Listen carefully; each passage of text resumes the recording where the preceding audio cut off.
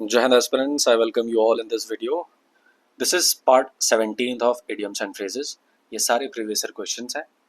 तो सीरीज लंबी चौड़ी है, 16 वीडियोस ऑलरेडी अपलोड हो चुके हैं। और मैं बता दूं, जो आपके क्वेश्चंस पूछे जाते हैं idioms and phrases के, चाहे SSC हो, NDA हो, CDS हो, FCAT हो, इन सारे एग्जाम्स में ये जितने भी मैंने पढ़ाए हैं, इनमें से ज़रूर क्वेश्चन फंसा हुआ है।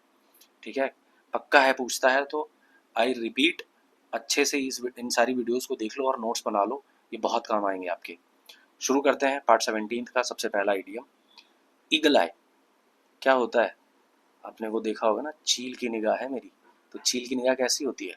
बहुत तेज होती है ना? एकदम खूब ऊंचे आसमान में भी उड़ती रहेगी, और ज़मीन पे अगर उसको कोई शिकार मिलेगा तो देख लेती है।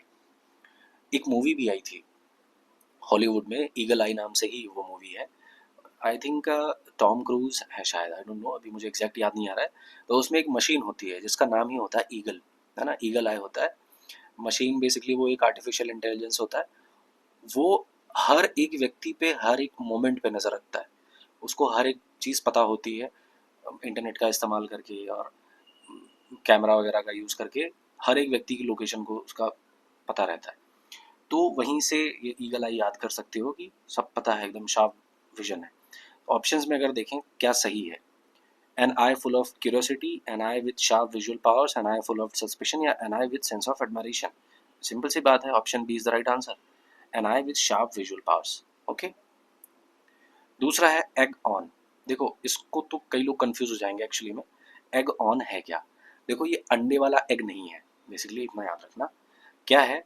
तो एक शब्द होता है नॉर्स लैंग्वेज में, एग्जा। ठीक है, नॉर्स वही जिसमें एक नॉर्स मैथोलॉजी है ना, जिसमें थॉर, ओडिन, ये सब भगवान होते हैं। तो उसी नॉर्स का एक शब्द है एग्जा, जिसका मतलब होता है टू इंसाइट, टू प्रोवोक, या किसी को उकसाना। और उसी एग्जा से बना है एग। जैसे हम बोलते हैं ना गो ऑन, तो मतलब जाते रहो, बोलते रहो, करते रहो। तो इसी का मतलब होता है एग ऑन। एग ऑन का मतलब जारी रखो, क्या चीज़? किसी को उकसाना, किसी को प्रोवोक करना। तो अगर हम यहाँ पे देखें ऑप्शंस में, कंटिन्यू, एग्री, इनकरेज या फिर क्वेरल, तो मैंने क्या बताया? To provoke, to incite. तो क्या मतलब हो जाएगा? Option C is the right answer. Encourage करना, किसी को उकसाना, किसी को पुश करना कोई काम करने के लिए। ठीक है, आई होप आपको ये एगॉन समझ में आ गया होगा। एग्जा से याद रखना, ठीक है।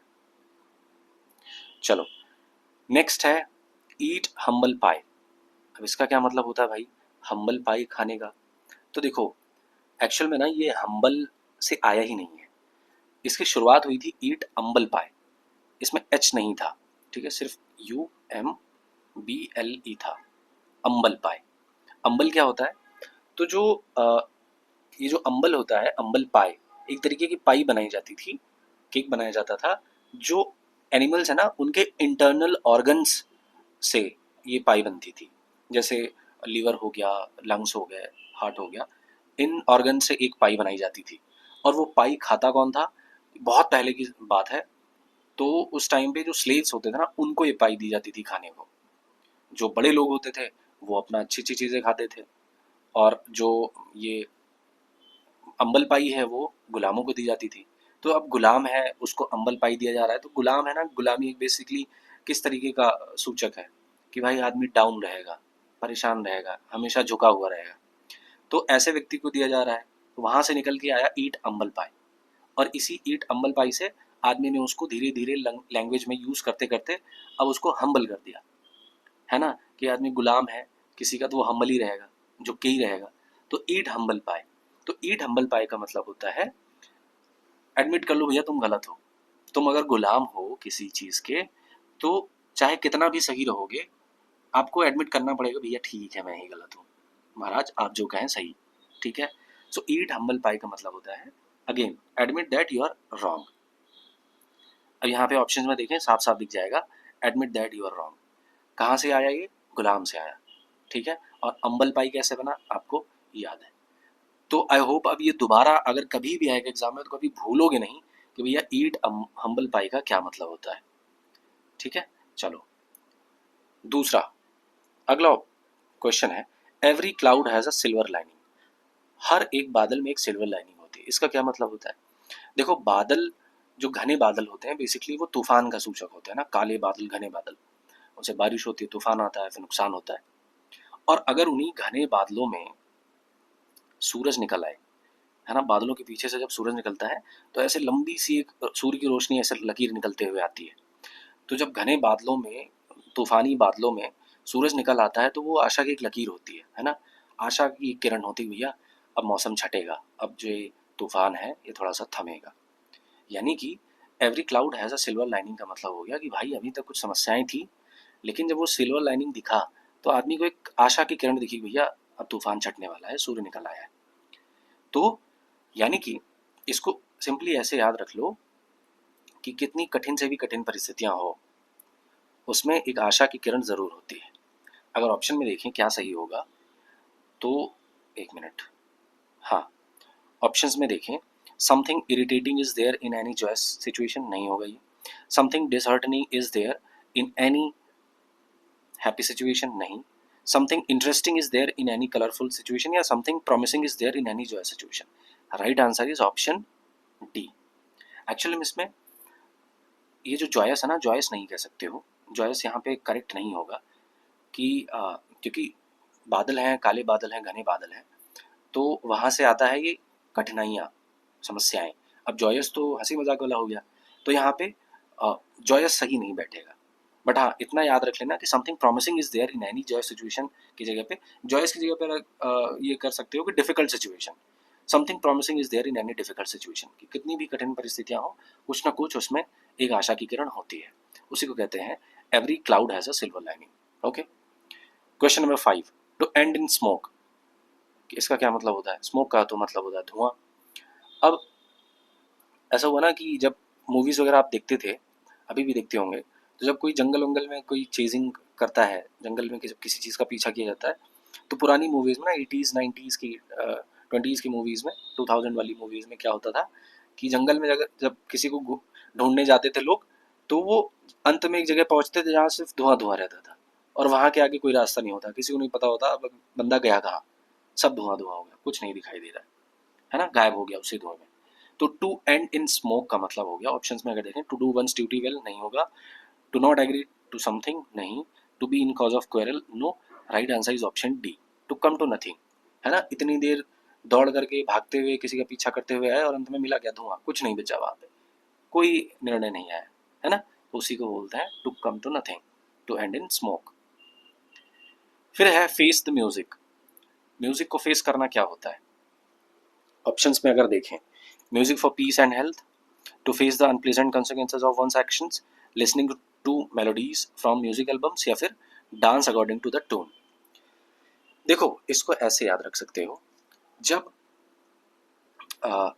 जो सिंगर्स वगैरह होते हैं, जो परफॉर्मर्स होते हैं, ऑर्केस्ट्रा वगैरह जो बैंड होता है, जब भी वो कोई परफॉर्मेंस देने बैठते हैं ना, तो हमेशा आप गौर करके देखना, वो एक या दो साउंड तो अपनी तरफ घुमा के रखते हैं। मतलब अगर इधर स्टेज है तो 2 या 3 साउंड ऐसे होंगे कुछ ना उनके हिसाब से, जिनका मुंह इनकी तरफ ही होगा, ठीक है। उससे क्या होगा, तो ये जो परफॉर्मर्स होते हैं ना, वो कैसा गा रहे हैं, कैसी परफॉर्मेंस दे रहे हैं, उनको खुद को सुनाई देता है, तो वो उस हिसाब से फिर अपनी परफॉर्मेंस को इम्प्रूव करते हैं, है ना। सिंपल सी बात है, आदमी को वो चीज़ जो खुद को सुनने में अच्छी लगेगी, वो फिर आदमी को लगता है हाँ भाई अच्छा ही कर रहा हूँ, है ना। जब किसी इंसान को खुद की ही चीज़ नहीं अच्छी लग रही है तो दूसरों को क्या पसंद आएगी? तो अगर गाने वाले को पसंद आ रहा है, उसको सही लग रहा है कि हाँ भाई ऑडियंस के हिसाब से ठीक कर रहा हूँ, तो उसको पता चल जाएगा कि क्या क्या इंप्रूवमेंट्स करने हैं। एक तो ये हो गया। दूसरा ऐसे याद रख लो यहीं से ही कि कोई एक व्यक्ति था, मतलब वो स्टेज पे परफॉर्मेंस देने गया, इतना घटिया गाना गाया कि लोगों ने कहा भाई क्या घटिया तुम परफॉर्मेंस दे रहे हो, काम करते हैं तुम्हारी तरफ ये स्पीकर मोड़ देते हैं, तुम खुद ही सुनो, जो तुम ये रायता फैला रहे हो, इतना घटिया गा रहे हो, तुम खुद ही सुनो, तुम्हें पता चल जाएगा कितना घटिया गा रहे हो। वहां से क्या निकल के आया कि कोई काम कर रहा है और वो अपने किए गए काम को खुद झेल रहा है, यानी कि option B is the right answer, to face the unpleasant consequences of one's actions, अपने किए हुए काम के जो कॉन्सिक्वेंसेज हैं खुद झेल रहा है, this is face the music. Okay, full steam ahead, इसका क्या मतलब होता है? स्टीम तो जानते हो ना, भाप। जब भाप के इंजन चलते थे तो उनकी रफ्तार कैसे बढ़ाई जाती थी? उनमें डाला जाता था कोयला, है ना। जब रफ्तार बढ़ानी होती थी कोयले की मात्रा बढ़ा देते थे। अब जितना कोयला डालेंगे आग उतनी तेज फैल होगी, और जितनी तेज आग होगी पानी उतने तेज उबलना शुरू होगा, और जितनी तेज पानी उबलेगा उतनी तेज उसमें भाप बनेगी, और वो भाप फिर प्रेशर बनाएगी और इंजन फिर तेजी रफ्तार से आगे बढ़ेगा, है ना। यानी कि स्टीम जैसे जैसे, है ना, आगे बढ़ाई आपने, फुल करी, रफ्तार तेज हो गई। ठीक, तो अगर ऑप्शन में देखें, miss the train before reaching, नहीं। मेक अ ट्रेन जर्नी, ये भी नहीं होगा। मूव ऑनवर्ड विद डिटर्मिनेशन, या फिर मूव वेरी नॉइजली, तो नॉइजली तो होगा नहीं। Right answer is option C, move onward with determination. एकदम दृढ़ संकल्प के साथ में आप आगे बढ़ रहे हो, यानी पूरा फुल स्टीम आ गया है, इंजन अब अपनी पटरी पे लंबी चाल चलेगा, दौड़ता हुआ आगे बढ़ेगा, है ना, फुल एनर्जी के साथ में। चलो क्वेश्चन नंबर 8, 8वां है 40 विंग्स। अच्छा, विंग का मतलब होता है पलक झपकाना। देखो इसमें एक्चुअल में 40 का कोई खास मतलब है नहीं, ये बस कन्वर्सेशन में यूज होते होते होते होते 40 आ गया, है ना, वहीं से आ गया 40 विंग्स।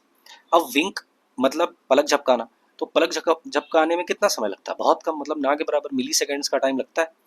और 40 विंग्स अगर झपका ही लोगे, 40 बार पलक झपका ली तो कितना ही टाइम हो जाएगा, है ना, एकदम शॉर्ट टाइम होगा वो। तो बेसिकली 40 विंग्स का मतलब होता है, ऑप्शन में अगर देखें, a wordless object, a hot day, a short nap, या फिर a brief statement. Right answer is option C, a short nap. एक जो दोपहर दोपहर में आदमी थक जाता है काम करते करते, तो एक छोटी सी नींद लेता है 10-15 मिनट की, शॉर्ट नैप, है ना। तो उसको यहीं से आ गया कि 40 बार पलक झपकाने का क्या ही मतलब हुआ, थोड़ा सा ही तो टाइम होता है, उसी में एक शॉर्ट नैप ले लिया, है ना। ओके चलो question number 9, full of beans. अब फुल ऑफ, देखो एक तो इडियम मैंने पढ़ाया था, spill the beans. Spill the beans का मतलब क्या होता है, कटोरी में बीन्स रखी हुई थी और वो आपने ऐसे जमीन पे बिखरा दी, तो कोई चीज गुप्त थी, अब आपने उसको फैला दिया, अब सबने देख लिया, यानी कि कोई सीक्रेट था, अब वो सबको पता चल गया, ये तो होता है स्पिल द बीन्स। अब उसी बीन से बनता है एक और इडियम, क्या, फुल ऑफ बीन्स। तो देखो इसको ऐसे याद रख सकते हो, पहले ऑप्शन में देखें क्या है, फुल ऑफ एनर्जी, या फिर a dish made of French beans, full of cowardice. Cowardice का मतलब होता है क्या, कायरता। फिर a store room full of vegetables, क्या मतलब होगा इसका, देखो इसको ऐसे याद रख सकते हो कि आजकल होता ना कि जो जिम लवर्स हैं या जो एक्सरसाइज वगैरह करते हैं, बोला जाता ना कि बीन्स खाओ, पानी में भिगो करके रात में रख दो और सुबह बीन्स का मिक्सचर, उसमें बादाम हो, काजू हो और मूंगफली हो, बीन्स हो, इन सबको भिगो करके आदमी खाता है एक्सरसाइज करने के लिए। तो जब बीन्स खा रहा है तो बीन्स किस में फ़ायदा दे रहा है, एनर्जी बूस्ट कर रहा है, आदमी की ताकत बढ़ रही है। तो अगर कोई फुल ऑफ बीन्स हो जाएगा, खूब बीन्स खा रहा है, तो जितना बीन्स खाएगा एनर्जी उतनी बढ़ेगी। तो यानी कि फुल ऑफ बीन्स का मतलब हो गया option A, full of energy. Option A is the right answer. Okay चलो question number 10 and last of this video is, idiom बताना है। It was quite a shock for Raju to have to foot the bill for all his friends. अब भैया foot the bill का मतलब क्या होता है, ऑप्शन में क्या क्या लिखा हुआ है, prepare everything they wanted, kick away the paper bill, pay for everything, या फिर pick up the bill from the floor. देखो फुट द बिल का मतलब होता है, जैसे मान लो ये है बिल, है ना, तो जब बिल आता है आपने देखा होगा, तो यहाँ पे आइटम्स का नाम लिखा हुआ होता है और इधर उनका रेट लिखा हुआ होता है, कितने कितने का क्या है, और वो पूरा जो है यहाँ पर टोटल लिखा हुआ होता है ना, जितना पूरा सामान था इसका, इस पूरे का टोटल यहाँ पे लिखा हुआ होता है, इस बिल के फुट पर, नीचे साइड में, फुट साइड में ना। तो फुट साइड में क्या लिखा हुआ है, पूरा जितना खर्चा आया है पूरे का लिखा हुआ है हिसाब। अब फुट द बिल का मतलब आ गया कि यानी कि जितना खर्चा आया था पूरा इस बिल में, वो पूरा आप पे कर रहे हो, उसी का मतलब हो जाता है फुट द बिल। तो option C is the right answer, pay for everything, ठीक है, उसी को कहते हैं फुट द बिल। ठीक, so thank you so much. अगर आप यहाँ तक पहुँचे हैं, वीडियो अगर अच्छा लगा है, जाहिर सी बात है अच्छा लगा तभी यहाँ तक आए हैं, तो वीडियो को लाइक करिएगा, चैनल को सब्सक्राइब करिए, और टेलीग्राम जो चैनल है ये है, ज्वाइन कर लीजिए, आपको रेगुलर अपडेट्स मिलती रहेंगी, साथ ही साथ इंपॉर्टेंट क्वेश्चंस की क्विज आपको मिलती रहती है, आपकी तैयारी बूस्ट मिलता रहेगा। मिलते हैं नेक्स्ट वीडियो में, टिल देन टेक केयर, जय हिंद।